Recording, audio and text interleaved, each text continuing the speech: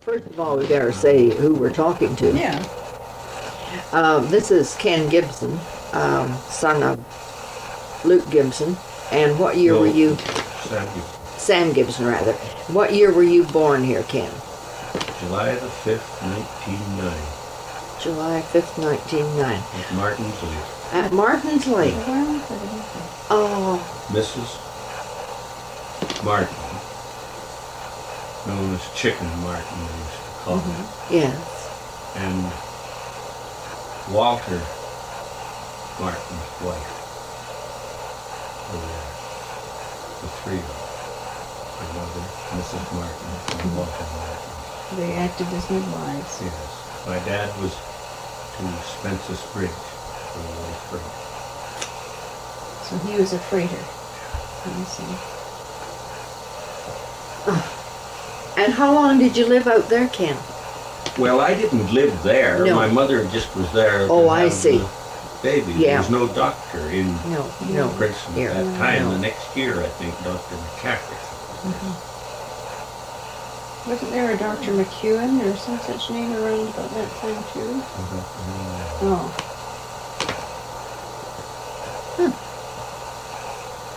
And how many children were there older than you, Ken? Graham, Bertha, Carl, Mel, and myself, You're the fifth. and Mary, and Joe. Gordon. Gordy and Joe. 8. 8. Joe. And they're all living, but Graham. Graham, Carl, and Mary. Oh, just 3, 5 living. Now, where did you go to school? I started school at East Princeton. There was a school in East Princeton. Oh, Grandpa yes. King had a store built when the British Columbia Portland Cement Company were booming. Yes. Yeah. Had a store there, and they turned it into a school. And it became Bob Taylor's house. And he grew the potatoes out there. And who was your teacher? Miss Murray, I think, was the first teacher. And then there was a Ruby. I can't think of her last name. Johnny Howard was just talking about it yesterday. Is that you? Johnny Howard went to school there. Did Hilda he? Howard and Mary Howard. Oh. The two David boys and the girl that got burnt to death. Remember? I didn't know them, but I remember hearing about them. Doris Pearsall. And 2, I think they were Italian boys, lived down there where Thomas lived down that flat. Were Alfie Thomas's Yes, parents, it was Caroline. Italian. Yeah, Caroline and Bill. I think that was when I went to that school at that time. Oh, it was Bill Lowe.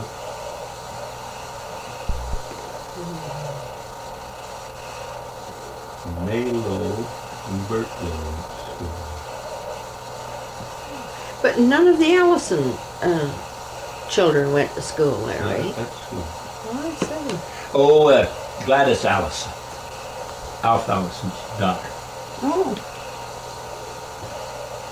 Oh, Later on, he is that married Gladys Mrs. Strong? Hmm? She's Gladys Strong now, is that it? No, she married Dave Archibald. They lived in the Clearwater. Oh, Alf Allison, her dad, married Mrs. Doohan. that's right. Well, then they had a daughter, Gladys. Well, I know her. Yeah, and she married Cousins first, and then she married Strong. Yeah, and she's still But living. Gladys Allison was the only daughter that Alf Allison. He was the white family. of the That's right. Allisons. Yeah, yeah. Now, how long did you go to school, Graham, and where did you go after you went to East Allison? After we left East Princeton, the dad went back to the farm. When he sold out to Bill Ewart, went back to the farm out beside me. Oh, Then I went to Clarny School. that's when you went to the Clarity School. And who were your teachers there? Odell Garrison, which was Rich Dillard's sister. What was her name? Allison? No. Her name was Garrison. Garrison. That's right. Not Denny Garrison. No, I remember her now. Yes. Great big woman. Yes, when I knew her, she had lost weight. She had reddish a little hair. white Pomeranian dog. I don't remember white that. saddle horse. I don't remember that. I remember Rich Dillard and Yeah. his sister, Mrs. Allison, Yeah. or Miss Allison, or Garrison, I think. Yeah, her name was Garrison. Yeah, yes, I remember that. 'Cause, He never. but I had her as a patient in the hospital in 39, 40 years. Odell. I don't know her first name. And then we had a teacher there, Jean Collette. And we had a teacher from Enderby.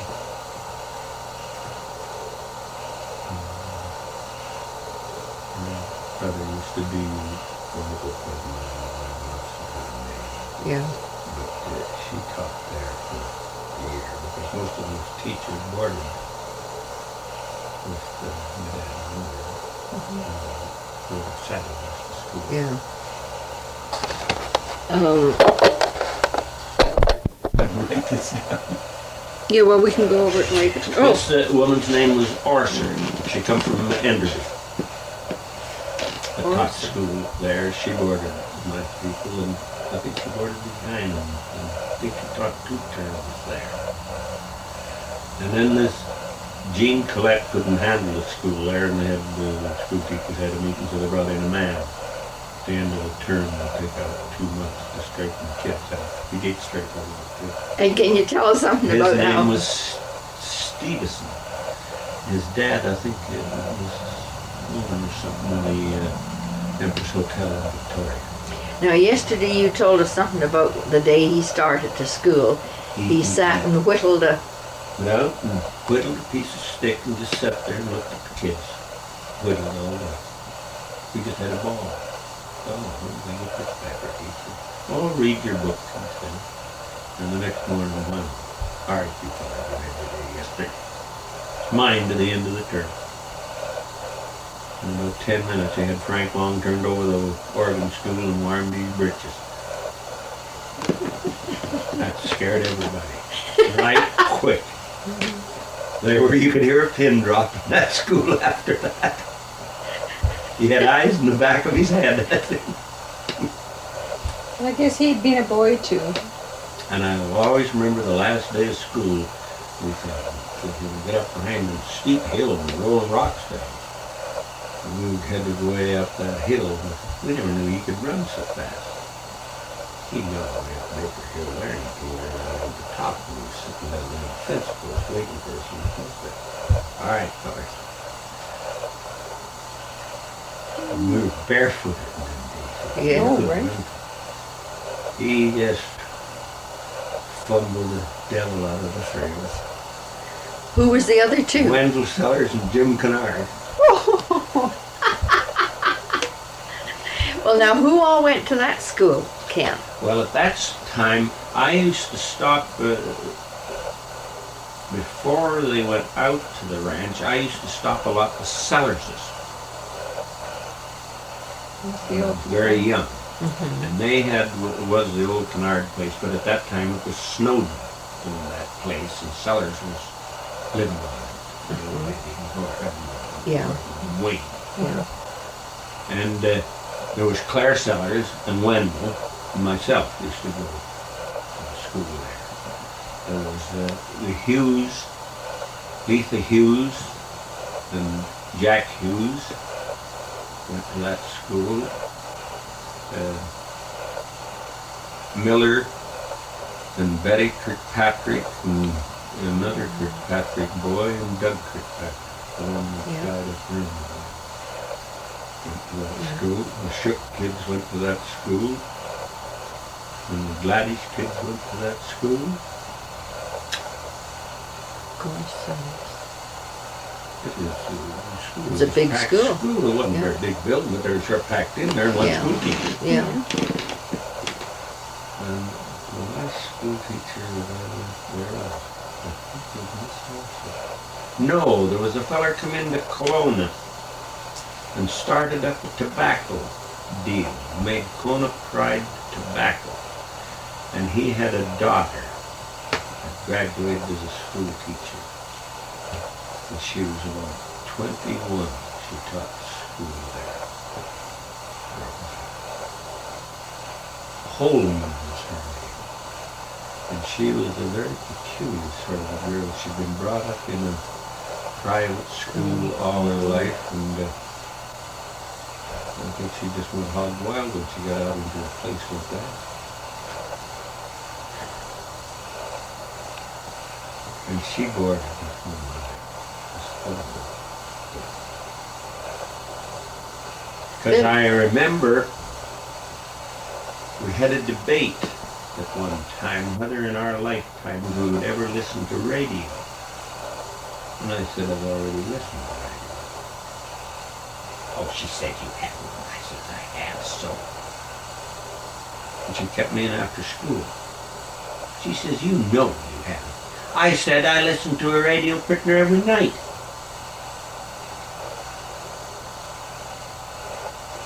And I was so mad when I went home and told Graham. Well, he said, you just make a date with her one of these days to go down to the house tonight and have supper to come out to this shack I got built up here about 12 o'clock at night, and I'll prove it to her. And Graham and the feller at Carpenter Mountain had radios and talked back and forth to one another all the time. That would be what, about 1920? And they're just around then. Yeah. And the first station that opened in Canada was CFCN Calgary, C.C. Snowden Oil Company. About 2 weeks after that radio station opened, the Mountie came out to the ranch to track down this unidentified radio and had been operating for 2 years. Because that's about when I heard my first radio. And Graham and this Frampton, and they both said they were both nuts for talking back and forth from Carpenter Mountain to 5 Mile per year on radio. Is that right? And she had to shut down, had no license. No. Get her off the air, all this both on you guys are picking it up over in Calgary. Yeah. He made his own batteries, had great big gallon wine bottles and everything, and he couldn't have them in the house, so Dad kicked him out of the house, so we had the sawmill, so we built a cabin the way back a piece from it, and he had pine trees there, limb clean to the top, and there he was way up on top of them, and more gadgetry. But he had a radio and it operated, Yeah. He was inventive. and so was Frampton. Yeah. They used to at 12 o'clock every night. But the only radio station we got, the first radio station in the United States, was Cincinnati, Ohio. Is that And we used to right? pick up Cincinnati. Then the teacher. And I sat up that night, I was so sleepy. They had these earphones on and a band elastic around the whole tight ears to hear this gentle voice, and I hope it comes on loud enough so she can hear it, man. And she heard it. And there was somebody talk and some music. And they gave a call in Cincinnati. Now, I said, you believe me, I never listened to a radio. I said to her. She says, I'll have to take it back, yeah. And you said we couldn't listen to a radio in our lifetime. Oh dear. Well, then did you come into Princeton to go to school, or did you quit school when you finished out there? I went to that school, but I never went to the one they hadn't built at Luke's place then, but they had a school in Ellis Frieden's log cabin, and Harrison taught school. And that's the last year I went to school out there. Then I had to come Now to was that Princeton. where Ellis, what we call the Ellis Frieden Ellis place Frieden. now? That's And before he's a doctor in Vancouver, Dr. Elliot Harrison. He taught school there. But we used to have a great time with him because he was always dissecting frogs. Oh, yes. You know, just up the boys' alley, and the girls would all be we'd catch squeamish. all the bullfrog thing on, you know. We'd let us out of school to catch frogs. And he taught school there. In that, I think that school only run when they built the Jewish school. Then I come to Princeton, back to East Princeton, because I had to go to school here, but I didn't go far enough there.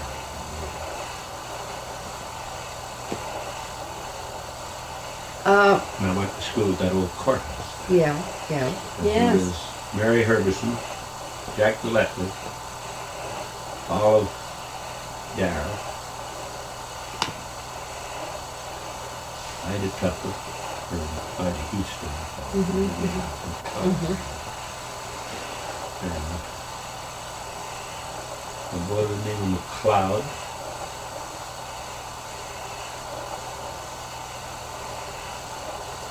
You know, I feel so badly to think that Carl has known all these people, either personally or by name, you know, because they were a few years older than himself, and I have never known them except from what he has said. And I've never met, you know, so many of them that I haven't met, and, well, they don't mean anything to me because I haven't really met them. But to realize that they're a part of the history of Princeton makes me so annoyed to think that I've lived here for so many years. Mrs. Waterman, I guess, was one of the early people outside of the Allisons in Princeton. Outside of my uncle, he was here. He took property here. Richard Costin took up the Allison Picnic. He did it here for years before he brought my dad in.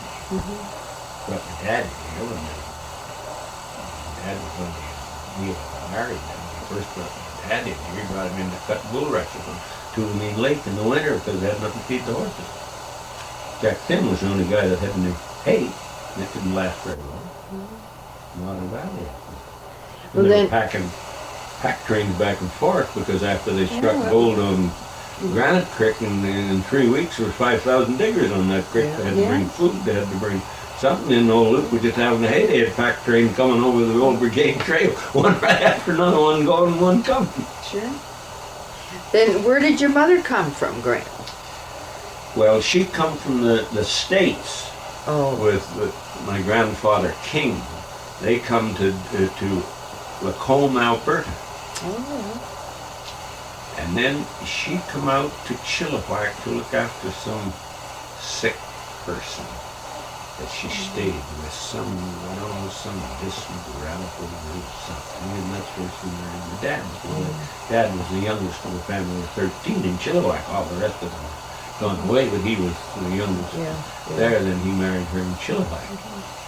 I don't know when he married in Chilliwack. I think they went back to Lacombe to get married, and then come back and stayed there. Well, Greg and Bertha were born in Chilliwack, and then him and Wes had come up here and taken up preemption up there, a homestead next to Luke, and Luke taught them to come in, and so then they moved over, and my mother came in over the whole Princeton Trail, horseback, with 2 kids. Well, now, yesterday we met Pye Campbell and these teachers that were out. Did they teach you at... Pye Campbell batched with me. No, I never went to any. Oh, I see. Bill Lucas boarded with my people there, and he taught school at that Jura Yes. school. And Cease Ritchie taught that Jura school. Pye Campbell taught. Yeah, well, what were you doing when Pye Campbell batched with you? Well, my dad then, you know, in them days, the government changed every once in a while. When the government changed, they always moved. Well, he come in, he was the head of the road department here, you see, when the Conservatives was in. Oh. And I'd come back then and take the ranch over, because they had the sawmill, and they had farming. Carl Gladish was farming part of the land. I'd come back. What do you mean came back? I'd come back from down the States. What had you been doing in the States? Booting the ponies. For Luke Gibson. Booting upon it, shoeing. No, jockey, I jockey. Oh, I see. And where was this at? All over here. We took one horse off of their steamboats up here. We lost one horse. And this horse has never been handled. Those Luke's horses just run the ranges. Oh, open range, we couldn't find him. We couldn't find this one horse. How he ever got over this Alamy range, I don't know. I guess somebody took him over there or something. And it was in November. He got me to come with him, quite young. He said, well, go out and get these horses. So we rode that range there, but we found this horse. Obviously, they're quite, we crowded him to the steamboat place. And this was two. We never had a rope like life. We roped him, and we collar broke him and let him in. We got in way late down in by an old Curly's barn and tied him up there, fighting the rope and everything while we went and eat. Then we let him clean out there to 5 mile, 8 miles, got up there about 11, 12 o'clock at night. Next morning we got up, the horse was laying freaking dead, and we said, well, shoot him? I said, no, he's a thoroughbred horse. And I had that horse 30 days in the slough. 30 days. And every day we'd say, shoot him. I said, no, not with the record he's got for breeding and everything. He had a stallion in here, Tloran, was one of the greatest recent horses that was ever in here. Bred all these good horses that ever had the Princeton here. He just run the range here. For heaven's sake. So now, what was wrong with the horse? You know, He got pneumonia. oh, Sweating them all up and got him out there. He took pneumonia. There's no getting any place, and I doctored that horse.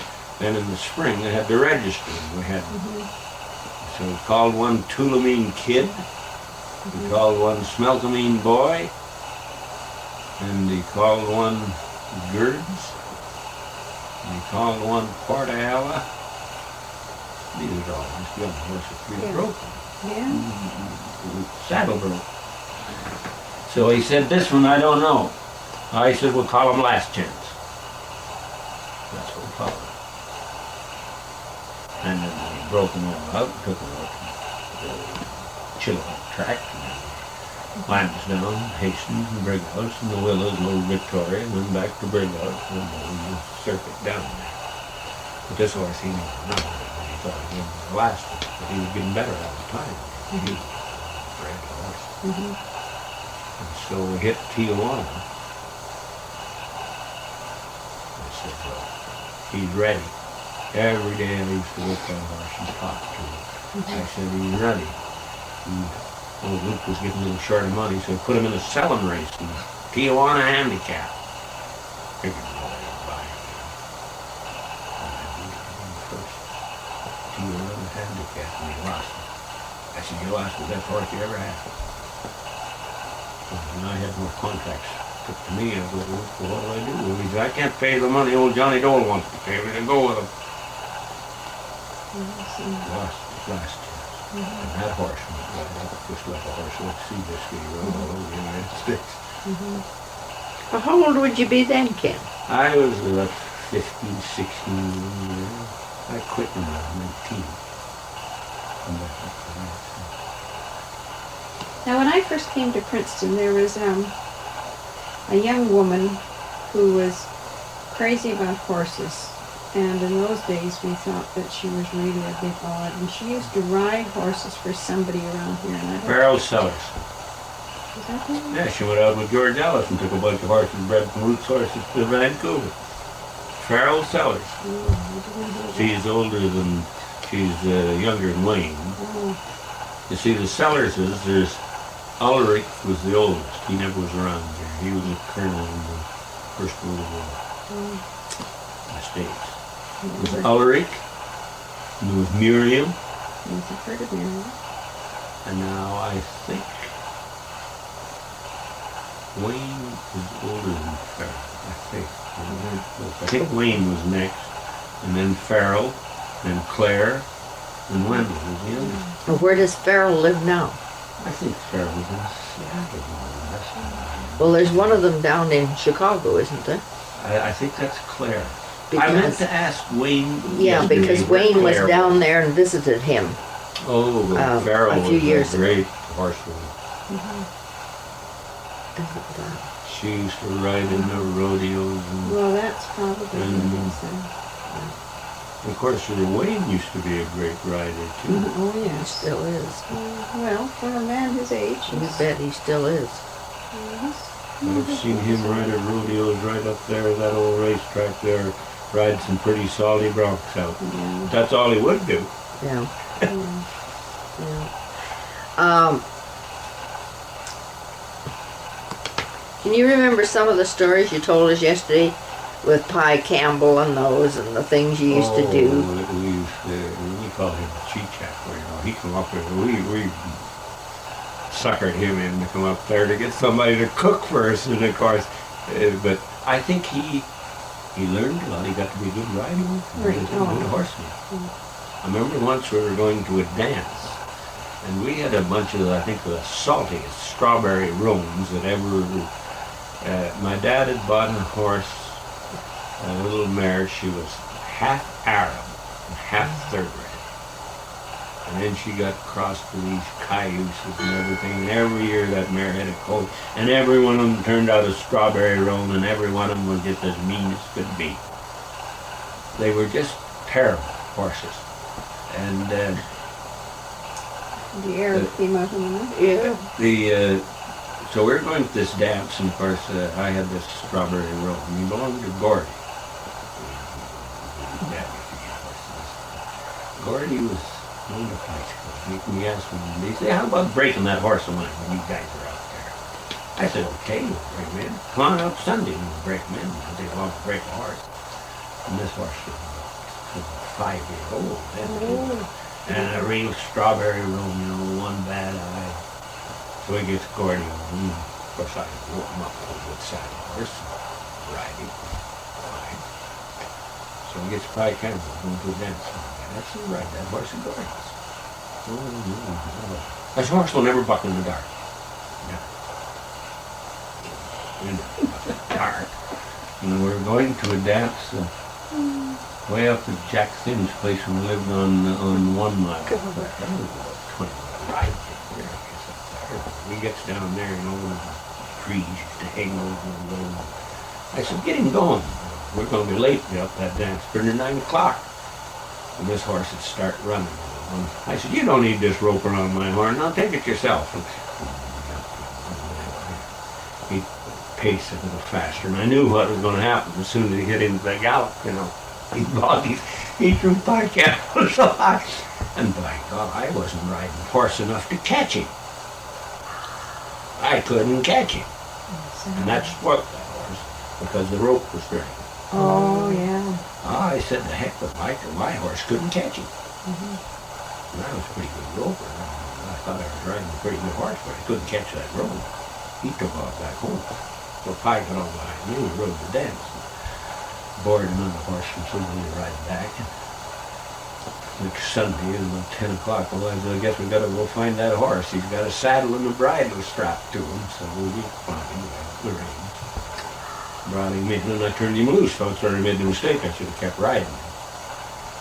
And we used to bring him in every once in a while on cowboy come, because half of these horses you couldn't tell one from the other. They were all strawberry roans. Somebody come along, want to borrow a horse. Well, ride that Plug of Gordon's. So we could saddle him up. And of course, I think it was a lot of me. I used to practice riding him all the time. Every time we get on, well, let him buck. When you got over day. Sure. But I could never break him to drop the lines and stand, because he'd run all day dragging a rope. He'd just run his head sideways the way he'd go. That's it, he'd learn. And I shot him fine. I was out hunting. And I was quite a peaceful woman. I see this deer. I had meat. And I stepped off him. As soon as the rifle went, away he went. I talked to him. He wasn't going to let me catch him. He ran down the valley up the other side. Like, get the deer, I'll get you too. So I got him. He was on the Gordy. So I had a thoroughbred little black German horse. Gordy, when you shot my horse, I'll take that. I said, the best horse I got for that 2-bit road. I said, I'll give you 2 or 3 more roans like him.